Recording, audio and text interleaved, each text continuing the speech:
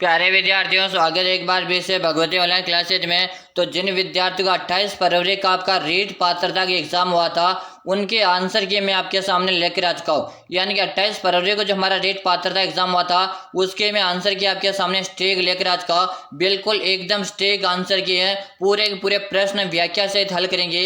आपके कितने प्रश्न सही हुए वो आपको इस वीडियो को पूरा देखने के बाद पता लगने वाला भाई, ठीक है ना। आपके कितने प्रश्न सही हुए सब कुछ मैं डिटेल से यहाँ पे लेके आओ। तो सबसे पहले आप स्टार्टिंग में क्या करोगे, लाइक कर दो और आप चैनल को सब्सक्राइब करके घंटी के बटन को प्रेस कर लो। चलो, तो पहला प्रश्न आपसे क्या पूछा गया था?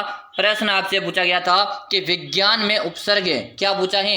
विज्ञान में आपको उपसर्ग पूछा है कि विज्ञान में उपसर्ग कौन सा। तो आप सभी को पता है कि विज्ञान में उपसर्ग यानी उपसर्ग आपके पहले लगते हैं, यानी कि वी प्लस ज्ञान। क्या रहेगा? वी प्लस ज्ञान, यानी बिल्कुल आप वी प्लस ज्ञान, वी आपका क्या रहेगा? इसमें विज्ञान रहेगा। अगला प्रश्न आपसे क्या पूछा गया था? प्रश्न देखिएगा। प्रश्न आपसे पूछा गया था कि भूथाला का युद्ध कब और किसके बीच में हुआ था। बताएगा कि भूथाला का युद्ध कब और किसके बीच में हुआ था। भाई मिलान कर लो, आंसर शीट लेके मिलान कर लो, आपका कितने सही हो रहे हैं। याद रहे, पूरा वीडियो आपको देखना है, प्रश्न एक भी नहीं छोड़ना भाई। वीडियो आपको क्या करना है? पूरा देखना है। बताओ कि भूथाला का युद्ध तो मेवाड़ के राजा जैत्र सिंह और इल्तुतमिश के मध्य 1527 में हुआ। सॉरी, कब हुआ था? 1227 में हुआ था। कब हुआ था? 1227 में। अगर आप 1227 करके आए हो तो आपका बिल्कुल करेक्ट आंसर है, आपका आंसर सही हो गया। अगला प्रश्न देखो। अगला क्या पूछा गया आपसे कि मुक्ति का विलोम शब्द क्या होगा। बताएगा कि मुक्ति का विलोम शब्द क्या होगा। अरे भाई उल्टा कर दो, मुक्ति, अरे भाई एक स्वतंत्र आदमी है, मुक्त आदमी है, तो उसका क्या हो जाएगा कि मुक्ति का बंधन हो जाएगा। क्या हो जाएगा? बंधन हो जाएगा। यानी कि आप भी बंधन करके आए हो ना। सही है भाई। एक बार क्लास को लाइक कर दो और एक बार अपने मित्र के साथ भी इसको शेयर कर दो। इस वीडियो का आपके मित्र के साथ भी शेयर कर दो ताकि वो भी अपने आंसर की मिलान कर ले भाई, ठीक है ना। क्योंकि पूरा 28 फरवरी वाला मैं पेपर ये करवा रहा हूँ आंसर की वाला, तो आपके मित्र को भी शेयर कर दो ताकि वो भी अपने आंसर की मिलान कर ले। चलो, अगला प्रश्न आपसे क्या पूछा गया था? अभी देखा था, ये अपने अभी देखा था कि भूताला क्यों दिए, तो अपने अभी देख लिया, ठीक है। अब मुक्ति वाला भी देख लिया। अब पूछा आपसे, अब पूछा गया था कि भारत सरकार ने जैव विविधता कानून कब पारित किया। भारत सरकार ने जैव विविधता कानून है कब पारित किया था? भाई जल्दी से बता दो। तो 2002 में किया था। कब किया था? 2002 में भारत सरकार ने जैव विविधता कानून पारित किया था। भाई आप भी 2002 करके आए हो क्या? तो बिल्कुल सही है। हाँ, लेकिन एक बार आप क्या करेंगे, इस वीडियो को लाइक कर दो भाई, एक बार आपका लाइक जरूर से बनता है। अगला प्रश्न आपसे पूछा, अगला पूछा जीव जंतु में कौन सा समास है। भाई कितना सिंपल क्वेश्चन आपसे पूछा, जीव जंतु। अब देखो भाई कितना सिंपल है कि गुरुजी जीव और जंतु क्या हो जाएगा? जीव और जंतु। इसमें योजक चिन्ह वाली बात आ रही है, तो बिल्कुल आपका द्वंद्व समास अगर आप करके आए हो, यानी कि आप द्वंद्व करके आओ ना, तो बिल्कुल आपका एग्जैक्ट था भाई। चलो, अगला प्रश्न आपसे पूछा गया था कि सुलह कुल नीति किसके द्वारा शुरू की गई थी। सुलह कुल नीति किसके द्वारा शुरू की गई थी? तो आपको पता है कि अकबर के द्वारा। किसके द्वारा? अकबर के द्वारा। अगर आप अकबर करके आओ ना, बिल्कुल से मिलान कर लो।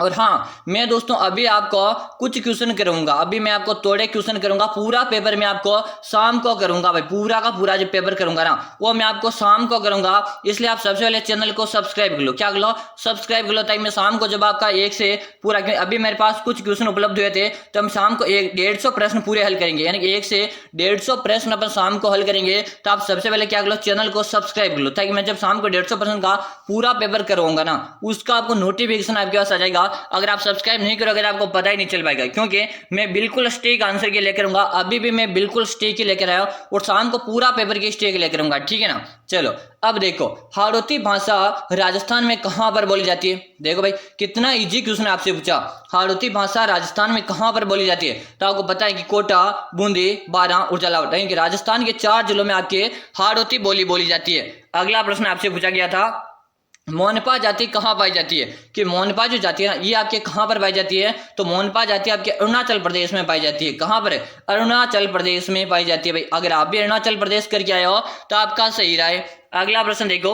अगला प्रश्न आपसे पूछा कि गांधी जी इरविन समझौता कब हुआ था। गांधी जी इरविन का समझौता कब हुआ था। तो आपके 8 मार्च 1931 को हुआ था। कब हुआ था?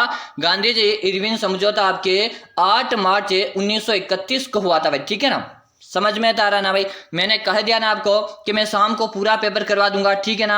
शाम को पूरा पेपर करवा दूंगा। अभी मैं थोड़े से क्वेश्चन करवा रहा हूं आपको, मैं अभी मैं करीबन है 30 क्वेश्चन करवा रहा हूं, ठीक है। शाम को पूरा पेपर करूंगा, सब्सक्राइब करके रख लेना, ताकि मैं शाम को पूरा पेपर लेकर आऊंगा ना, उसका आपको नोटिफिकेशन मिल जाएगा। चलो अगला प्रश्न आपसे क्या पूछा कि कौन सी फसल को सबसे ज्यादा पानी की आवश्यकता होती है।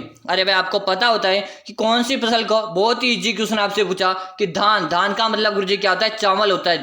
धान का मतलब क्या होता है, चावल होता है। चावल में क्या है, पानी की आवश्यकता ज्यादा होती है। इसमें 70 दिन तक इसमें क्या करा जाता है, धान में पानी भरा रखा जाता है। यानी कि आप धान करके आए हो, बिल्कुल सही करके आए हो भाई, आपका धान जो भी करके आए ना सही है। अगला प्रश्न देखो, अगला प्रश्न आपसे पूछा कि राजस्थानी भाषा शब्द का नाम किसने सबसे पहले दिया। भाई मैंने कहा था ना भाई, राजस्थानी भाषा शब्द का नाम किसने सबसे पहले दिया था, तो जॉर्ज इब्राहिम गियर्सन ने दिया था। भाई किसने दिया था, जॉर्ज इब्राहिम गियर्सन ने दिया था। बिल्कुल अगर आप जॉर्ज इब्राहिम गियर्सन करके आए हो ना, आपका बिल्कुल एग्जैक्ट आंसर है भाई। ठीक है, मिलान कर लो, आपके आंसर शीट से मिलान कर लो। मैं जो प्रश्न बता रहा हूं ना, एग्जैक्ट यही प्रश्न है। चलो अब आपसे क्या पूछा, अरावली पर्वत माला की दिशा बताओ। भाई अरावली पर्वत है ना, देखो मैं सबसे पूरी व्याख्या के साथ बताऊं। अरावली पर्वत वाले जब से कुल लंबाई 692 है, 692 है। इसमें से हमारे राजस्थान में 550 किलोमीटर है। यही आपको बताना है। तो उत्तर पूर्व से दक्षिण पश्चिम की ओर भाई क्या है, अरावली की जो लंबाई यानी कि दिशा है ये आपके उत्तर पूर्व से दक्षिण पश्चिम की ओर, उत्तर पूर्व से दक्षिण पश्चिम की ओर है। यानी कि आप उत्तर पूर्व से दक्षिण पश्चिम करके आओ ना, आपका बिल्कुल एग्जैक्ट आंसर है भाई। चलो अगला देखो, अगला आपसे पूछा, अगला पूछा कि डोल ड्रम का क्षेत्र बताओ। डोल ड्रम का क्षेत्र आपको बताना है। तो भूमध्य रेखा के पास पृथ्वी के घुरे हुए जो लगभग 5 डिग्री उत्तर से, हाँ बिल्कुल सही। अगर आप ये वाला ऑप्शन करके आओ ना सही है।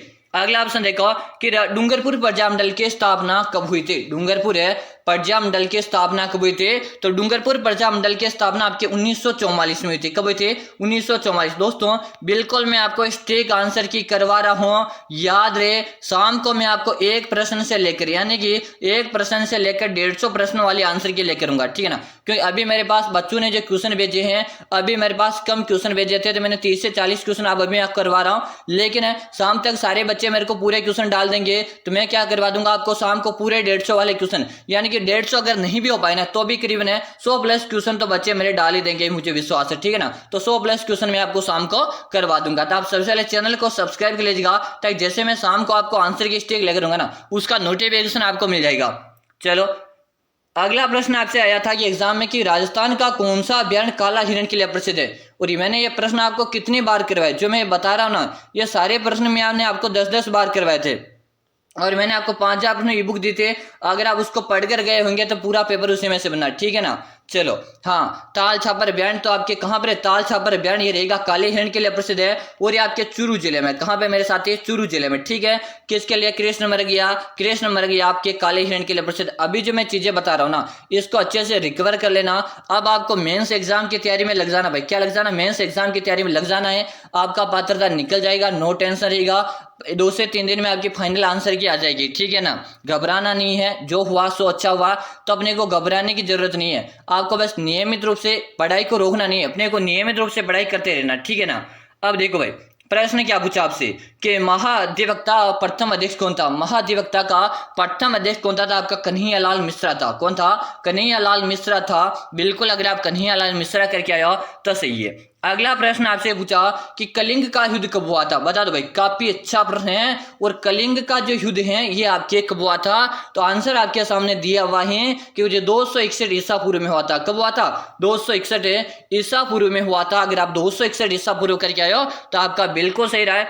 अगला प्रश्न आपके सामने है कि गौतम बुद्ध ने अपना पहला उपदेश कहाँ दिया था। गौतम बुद्ध ने अपना पहला उपदेश कहां पे दिया, तो गौतम बुद्ध ने अपना पहला उपदेश सारनाथ में दिया था। भाई कहां पे दिया था, सारनाथ में दिया था। बिल्कुल अगर आप सारनाथ बता रहे हो आपका सही है। अगर आप सारनाथ करके आए हो आपका यहाँ पे बिल्कुल सही आंसर है आ रहा है।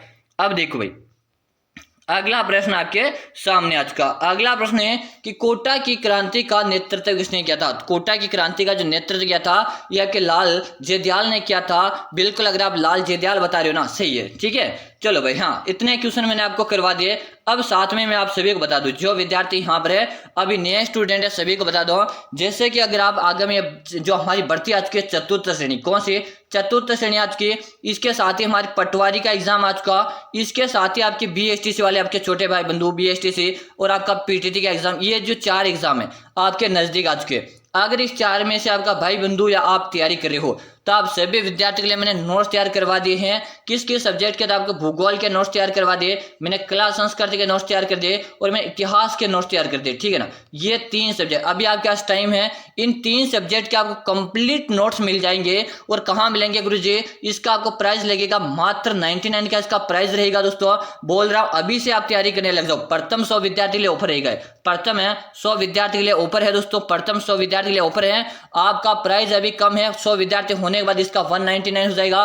क्यों जी, ये मिलेगा कहां पर, आप नंबर नोट कर लो, 6367 है, 25 है, 623। इसी नंबर पे आपको 99 का पेमेंट करना है। क्या करना, इसी नंबर पे आपको 99 का पेमेंट करके आपको इसी नंबर पे उसका व्हाट्सएप स्क्रीनशॉट भेज देना, ठीक है। जैसे ही भेज दोगे उसके 5 मिनट के अंदर आपको किस किस के नोट्स मिल जाएंगे, आपको भूगोल है, आपको क्लास संस्कृति और आपको इतिहास, 3 सब्जेक्ट के आपको कंप्लीट नोट्स मिल जाएंगे। और किस किस परीक्षा के लिए, पटवारी का एग्जाम हुआ, आपका चतुर्थ श्रेणी का एग्जाम अभी बहुत ही नजदीक आ चुका है, और साथ में BSTC वाले विद्यार्थी हो चाहे PTT वाले विद्यार्थी, ये चीजें विद्यार्थियों ध्यान रखना, पढ़ लेना। अभी आपके पास समय है, समय को गंवाना नहीं है। अभी से जो विद्यार्थी नोट्स परचेज करके पढ़ने लग जाएगा उसका आराम से एग्जाम निकल जाएगा, ठीक है ना। बाद में पछताने से कुछ नहीं होगा, बाद में आप नोट्स प्रोवाइड करोगे तो फायदा नहीं होगा। अभी विद्यार्थियों ऑफर मिल रहा है, ले लीजिएगा, ठीक है। फिर दोस्तों लेकर आऊंगा मैं शाम को, आपके लिए मैं शाम को लेकर आ रहा हूँ पूरा 150 प्रश्न का पेपर। अगर 150 नहीं भी हुआ तो 100 प्लस तो मैं आपके लिए लेकर आ जाऊंगा। तो आप सब्सक्राइब करके घंटी के बटन को प्रेस कर लो। फिर मिलते हैं शाम वाले में, तब तक के लिए जय हिंद, bye bye all of you.